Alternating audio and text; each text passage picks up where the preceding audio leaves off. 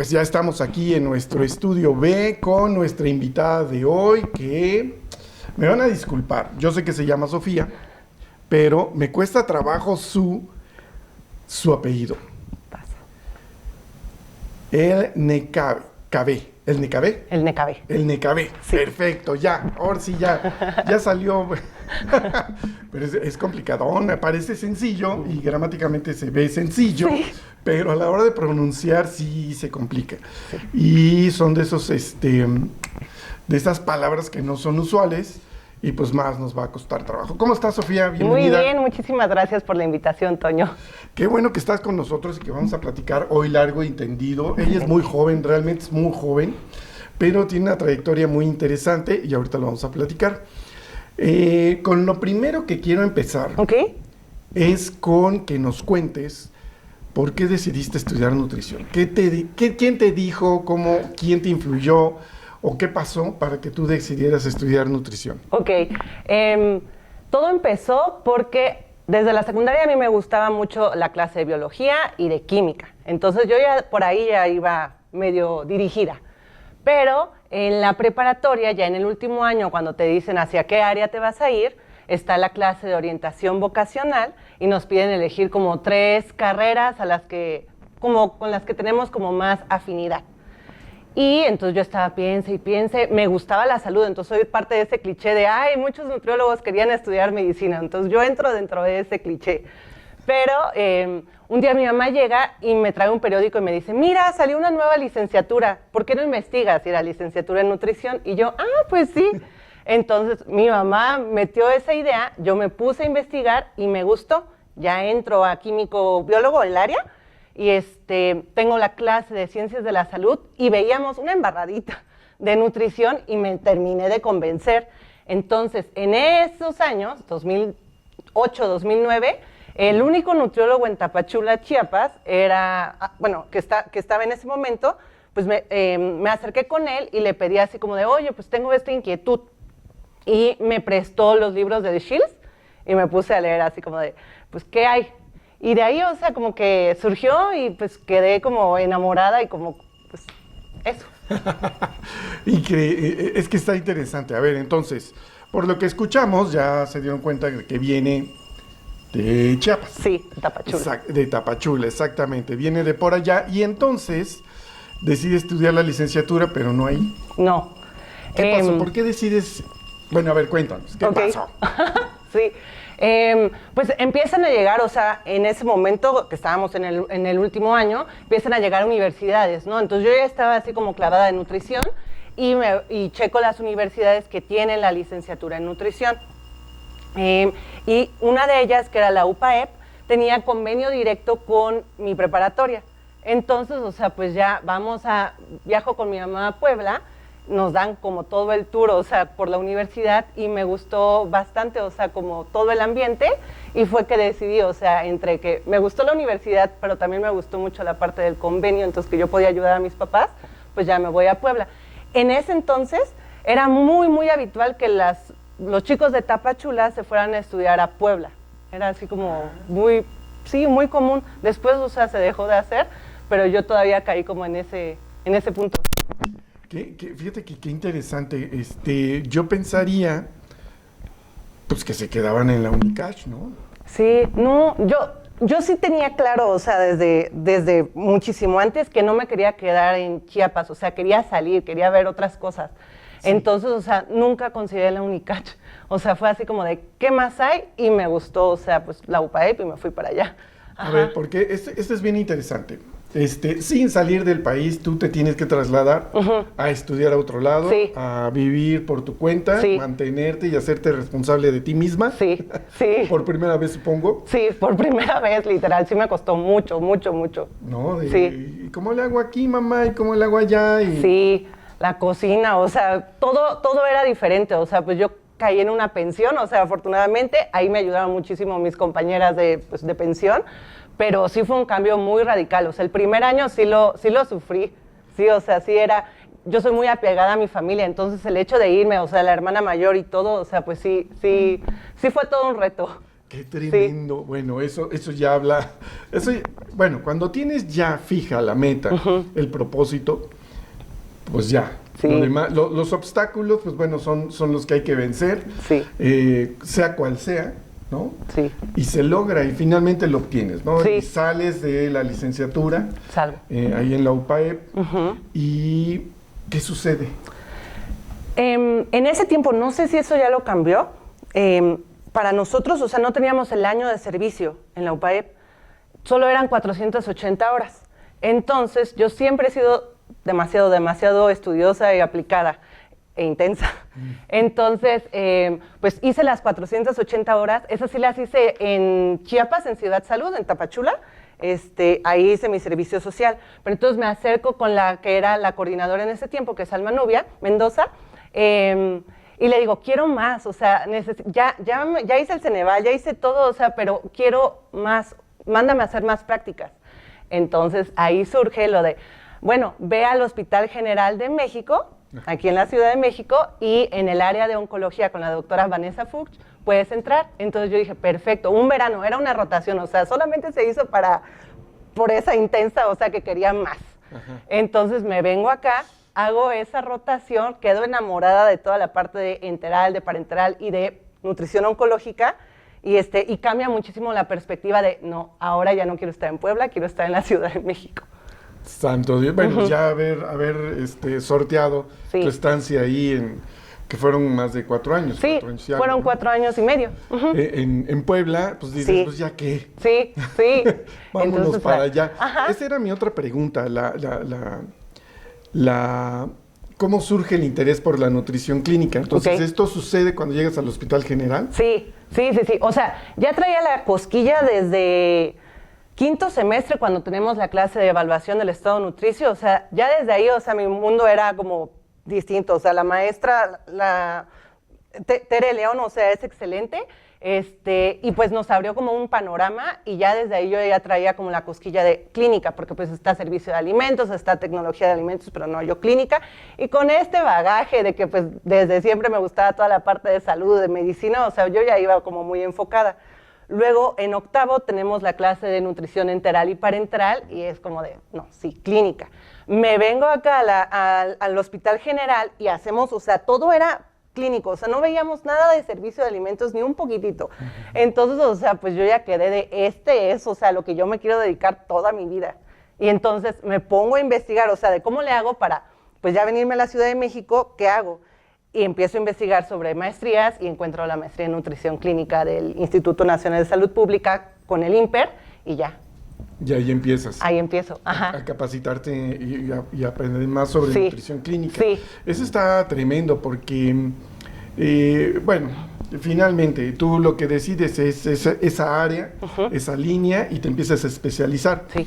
Fíjate que hace unas semanas platicaba yo con Edna Nava y ella me decía justamente que cuando ella empezó su carrera, pues, tenía claro lo que iba a hacer, ¿no? Y uno de los consejos que daba era, pues si tomas esta área, te empiezas a especializar y empiezas a buscar todo lo que te puede complementar y hacerte especialista en esa área, ¿no? Sí, sí. Y eso es lo que tú empiezas a desarrollar ahí, ¿no? Justo. Qué tremendo. Oye, y tu experiencia ahí en el Hospital General, obviamente tienes que ver pacientes adultos. Sí, eran adultos. Yo igual. Desde en 5º semestre, o sea, cuando les digo esta parte de que me gustó muchísimo la clase que tuvimos de evaluación, la nutrióloga es especialista en niños. Entonces, en ese momento yo dije, niños, me encanta, o sea, yo así de, voy para allá. Pero nada más nos mandan el año siguiente a dar unas rotaciones en el niño poblano y yo dije, no, yo no puedo ver niños, o sea, no tengo ese temple para ver niños y pues ya sé adultos. Y en el general veíamos pura población adulto, o sea, con cáncer, o sea, nos íbamos rotando, o sea, por los distintos pabellones.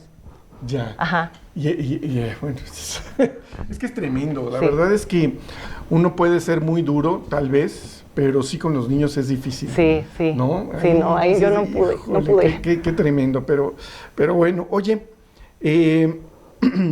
¿cuáles consideras que son las principales o cuáles son los principales retos al acompañar nutricionalmente a un paciente con enfermedades así oncológicas, por ejemplo. ¿Cuál es el reto, tú como profesional de la nutrición, qué retos tienes que sortear al atender a un paciente oncológico? Lo principal son los mitos en torno a la cuestión del cáncer. Sí, ese es, por lo menos para mí, el principal reto, ir desmitificando e ir brindando la información correcta, actualizada, o sea, quitar muchísimo. Hay mucho miedo y les meten demasiado miedo, o sea, incluso otros nutriólogos o miembros del área de la salud les meten miedo, les meten culpa, entonces, o sea, que no va a ayudar en absoluto a su salud física ni mental. Entonces, para mí es eso, o sea, ir como rompiendo mitos y miedos. ¿Sí? Sí. Es que sí es cierto. Y bueno, si los hay para el remedio, ay, tómate este tecito, te va a ayudar, y esto te va a quitar el cáncer y demás. Pues ya me imagino lo que hay para eso, ¿no? Sí, no, hay muchísimo. Y los pacientes que tú veías y con los que tú estabas, pues bueno, eran de diferentes niveles, ¿no? ¿Cuáles eran los más aplicados? Bueno, pero ¿en el general? Sí, en el general. Pero es que en el general, o sea, en el área donde yo estaba era solamente enteral y parenteral, y yo todo ese verano estuve en parenteral. Entonces, o sea, era un abordaje distinto, o sea, porque lo que queríamos era, pues, lograr evitar síndrome de realimentación, que todo lo del síndrome de realimentación igual me encanta, y nutrirlos y prepararlos, porque nos tocaba estar mucho en el pabellón de cirugía, entonces prepararlos para las cirugías y para ese éxito en las cirugías. Ok, no, bueno, ya queda muchísimo más claro, ¿no? Oye, y abordando en diversas potencias el tema de salud mental y nutrición, ¿qué tan importante es este componente emocional en el proceso de atención? Ok, ya actualmente desde 2016 estoy trabajando, o sea, en mi propio consultorio, entonces veo ya personas ambulatorias, entonces, o sea, que van directo al consultorio buscando cuestiones de nutrición. Y la base de la nutrición, pues, es la alimentación, y la alimentación es una conducta. Bueno, el hábito de comer es una conducta. Sí. Entonces, o sea, y como conducta, lo primordial va a ser la cuestión, o sea, que tenemos relacionado a nivel emocional. Entonces, no podemos, o sea, como buscar así,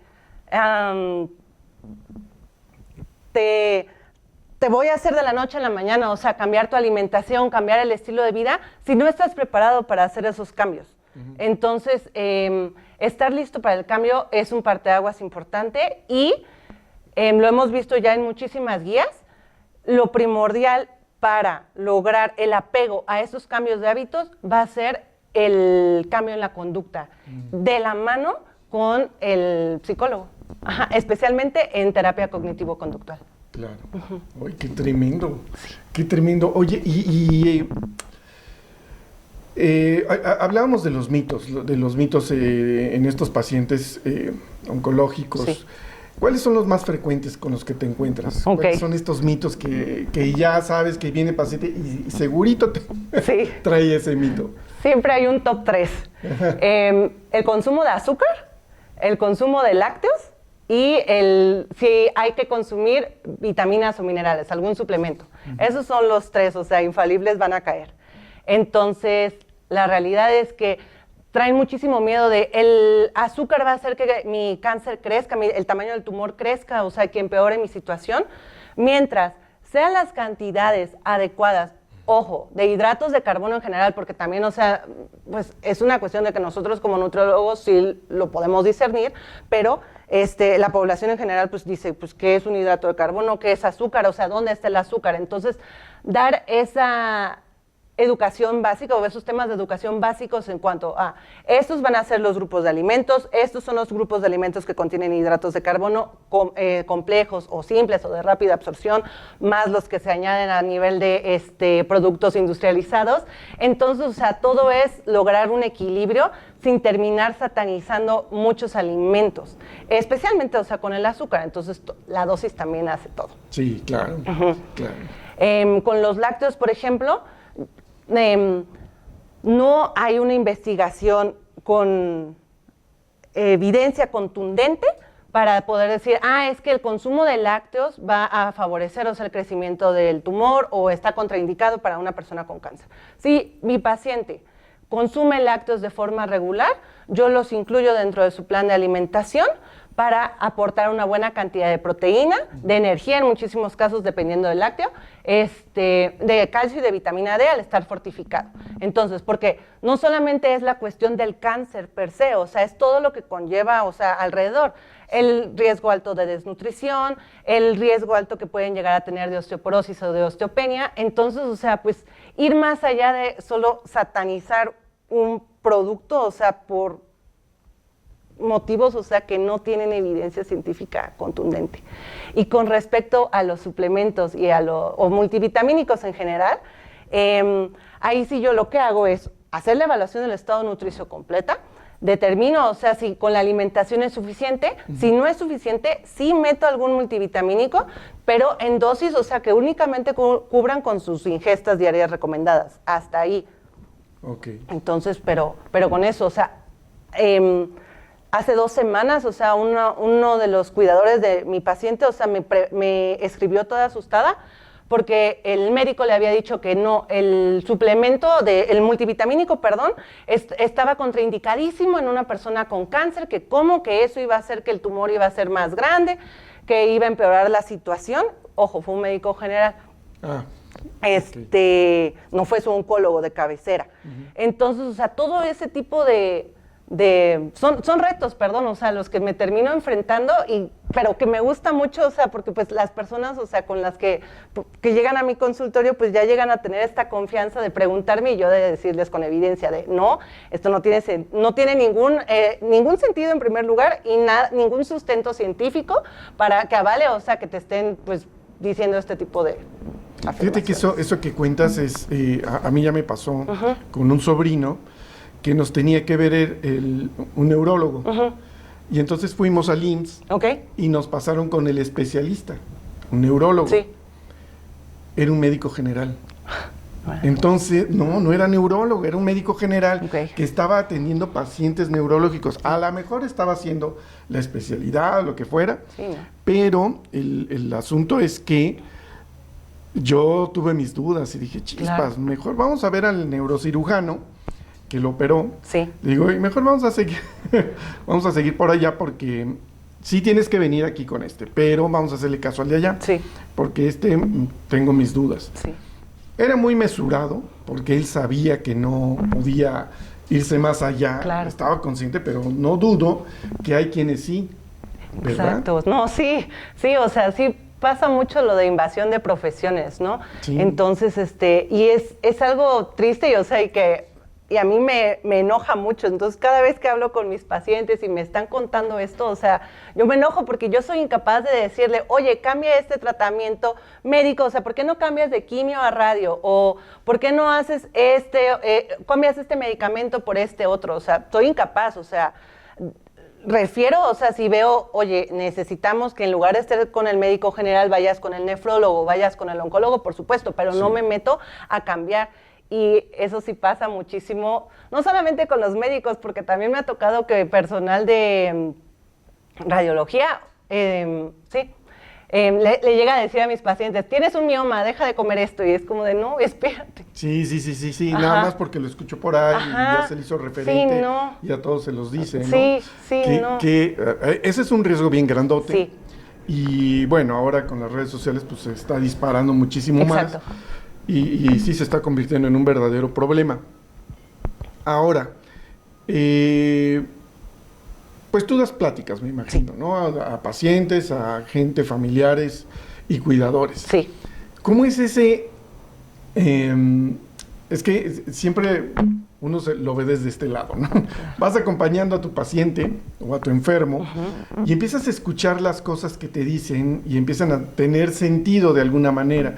¿Cómo te va a ti con los acompañantes de paciente? No, afortunadamente me va bastante bien. O sea, empecé a dar pláticas en 2020, justo antes de la pandemia, y hay son muy receptivos. entonces tienen muchísimas dudas y entonces todo esto de estoy haciendo bien, lo estoy ayudando de forma correcta, o sea, pues a mí me gusta mucho, o sea, pues poder brindarles esa información que esté basada en evidencia, no porque lo digo yo, Sofía, no, o sea, no importa, o sea, lo que importa es lo que está detrás, o sea, qué es lo que está sustentando lo que yo les estoy compartiendo. Exacto. Para quienes nos están viendo, esto no es ajeno, seguramente les pasa que llega el paciente con su familiar y el familiar es el que tiene más dudas que el paciente. El paciente está ensimismado, no sé, a veces, pues teme preguntar, no sé por qué razón, pero como que el acompañante es la voz sonante de esa dupla, ¿no?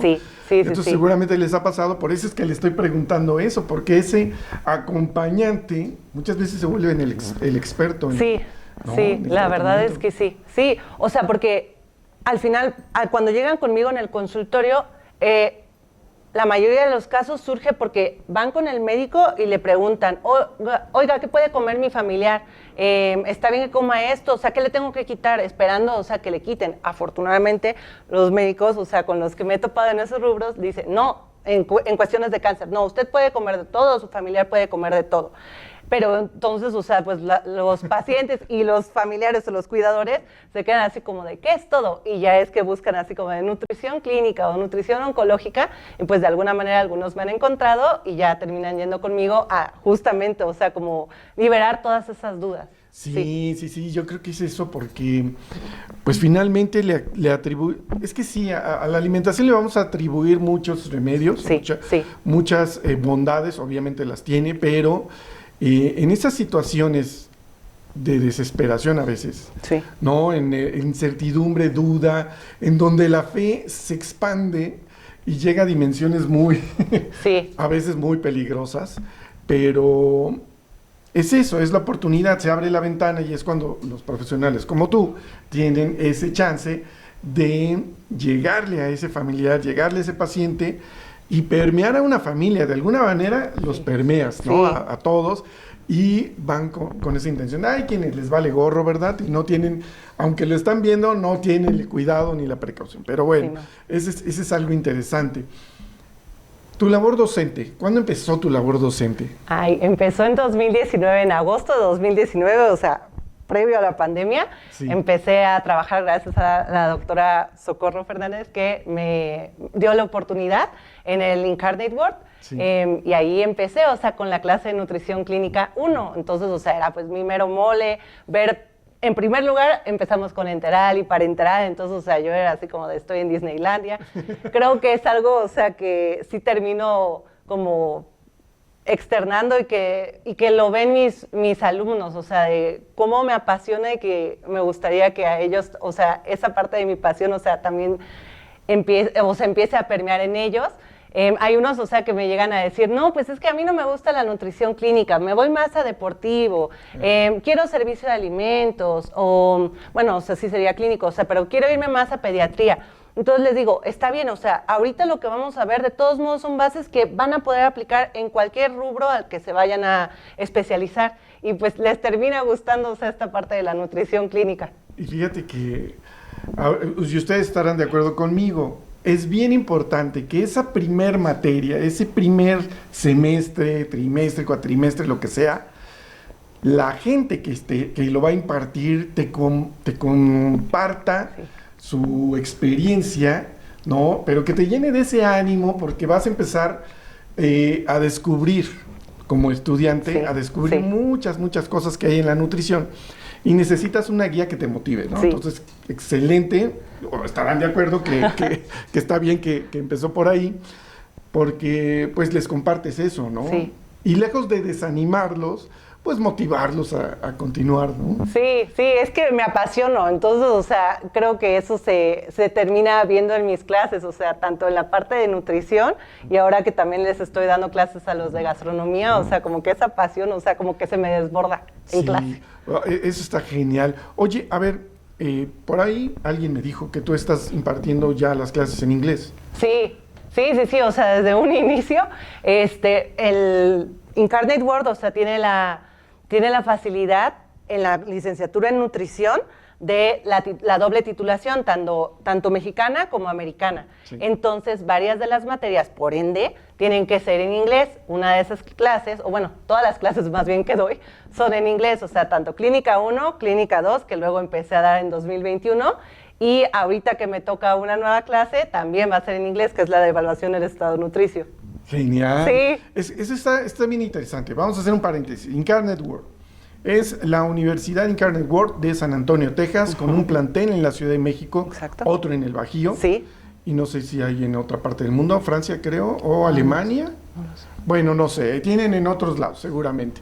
Pero aquí en la Ciudad de México ahí está ese plantel. Sí. Doble titulación. Doble titulación. El alumno tiene la opción de aplicar por el título mexicano y por el título estadounidense, que tiene otro nombre, pero bueno, ese Sí. es el título. Sí. Tiene la opción de irse a estudiar allá. Sí, exacto. ¿No? Sí.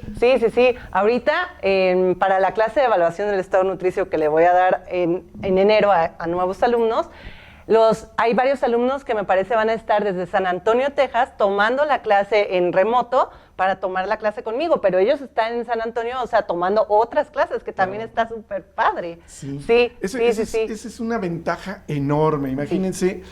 Imagínense ustedes la oportunidad que les hubieran dicho, oye, pues te quieres ir a estudiar nutrición a San Antonio, pues ya no te tienes que ir para allá, no tienes que gastar en hospedaje, transportación y todo lo que hay que hacer, porque lo puedes hacer aquí en la Ciudad de México, ¿no?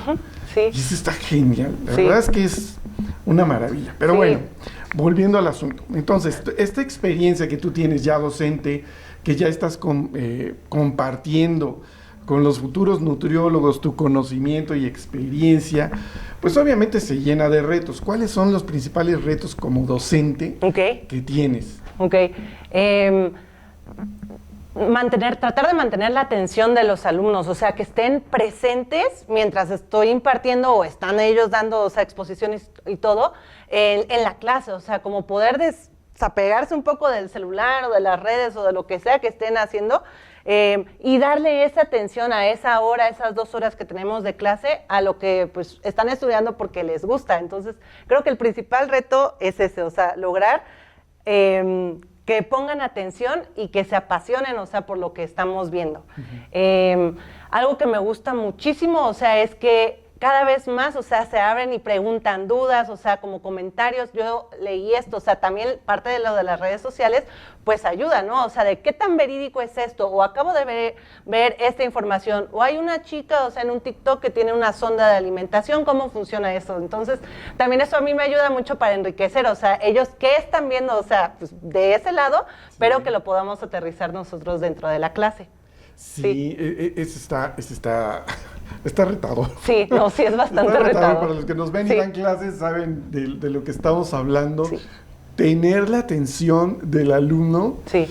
Es complicado. A mí me ha costado. Y bueno, yo ya entiendo un tanto, porque ya los apuntes no los toman en la libreta. No. No, ya es la tablet la lab, o la tablet. Sí. Y ahí toman los apuntes, toman fotos, y parece que no están, pero ahí están. Sí.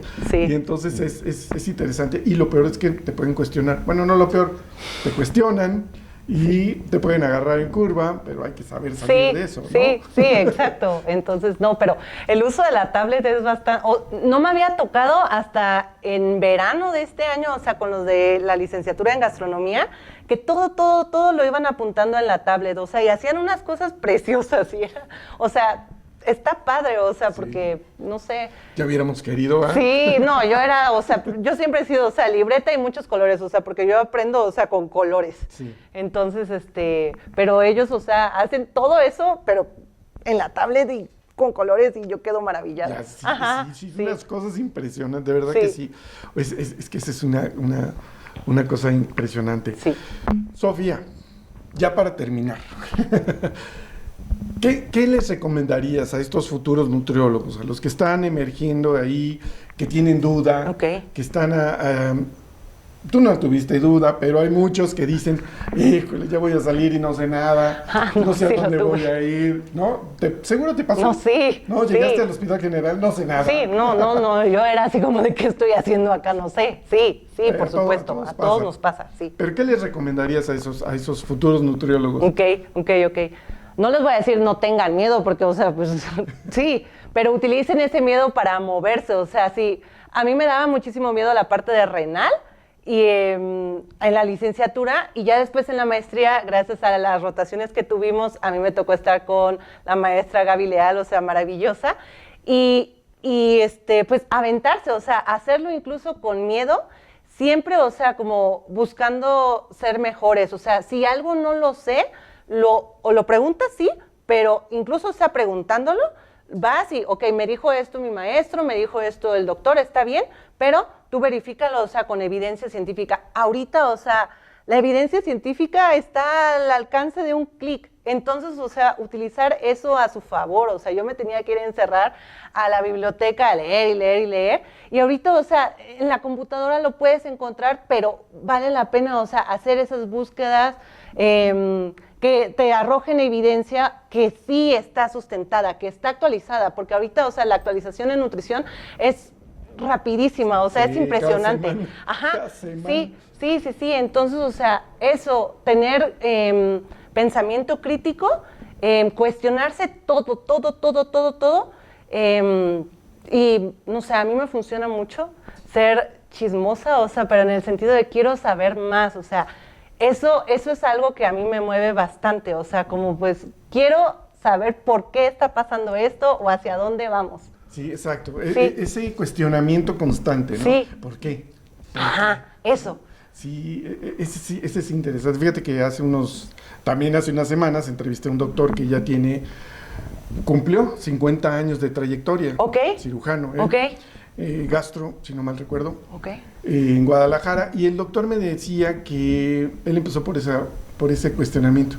A ver, ¿por qué el paciente tiene esta reacción? Sí. ¿Por qué pasa esto? A ver, ¿y si hago esto? Sí. y empezó a aplicar, y bueno, pues salieron procesos y hoy pues es una eminencia ahí en Guadalajara. Sí. Eso es básico. Esos cuestionamientos hay que hacerlo constante y todos los días para poder tener una evolución como profesional en la nutrición. Sí. Pero yo ya me andaba despidiendo, antes de despedirme. Ajá.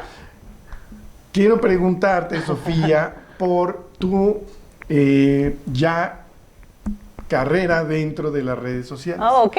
A ver, cuéntanos, ¿qué estás haciendo en redes sociales? Porque ya está en redes sociales. Sí. Y está haciendo algo interesante. A ver, cuéntanos. Ok, perfecto, muchas gracias. En 2020, ahí sí ya, mera pandemia, en junio 4 decidí abrir mis redes sociales en Facebook e Instagram como Nutri en Tenis.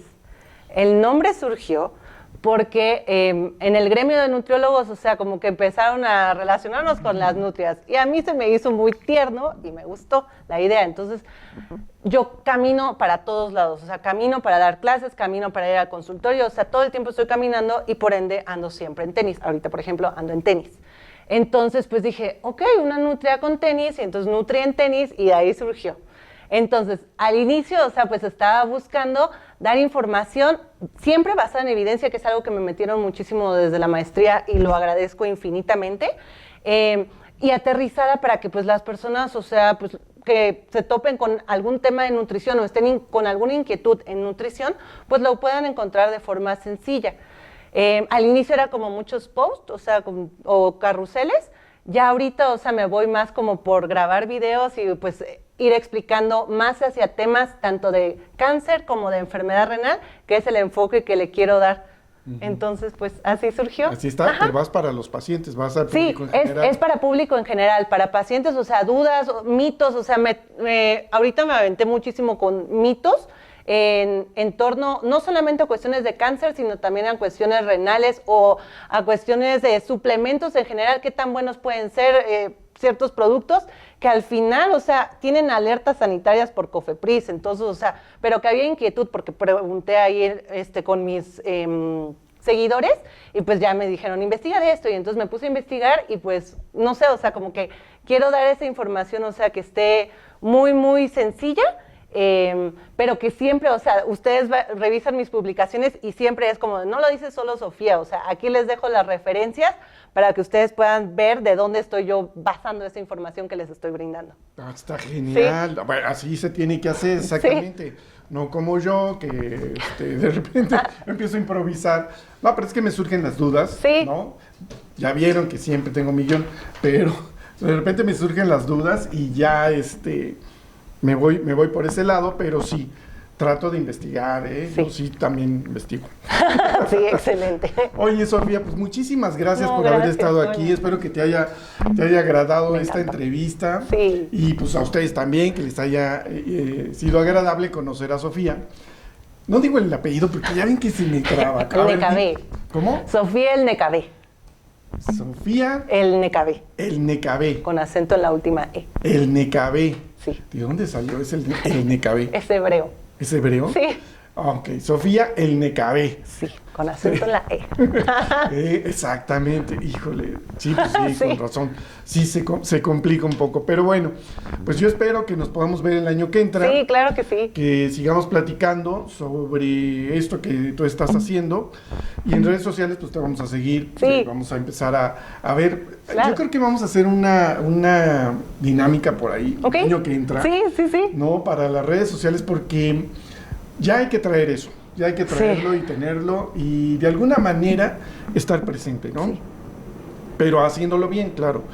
Y creo que tenemos que mostrarles aquí a nuestros nutriólogos, a nuestros líderes de nutrición, Sí. cómo podemos hacerlo. Entonces, igual y nos comparte por ahí algunos tips y Sí. ya platicamos de eso, ¿no? ¿Te Sí, parece? claro que sí, sí. Me encanta. Ok, perfecto. Sí. Pues muchísimas gracias. Ay, No, gracias gracias. No se me vayan, voy rápido a una pausa, ya saben que aquí son muy breves y regresamos a Expresión Profesional en Nutrición. Bye.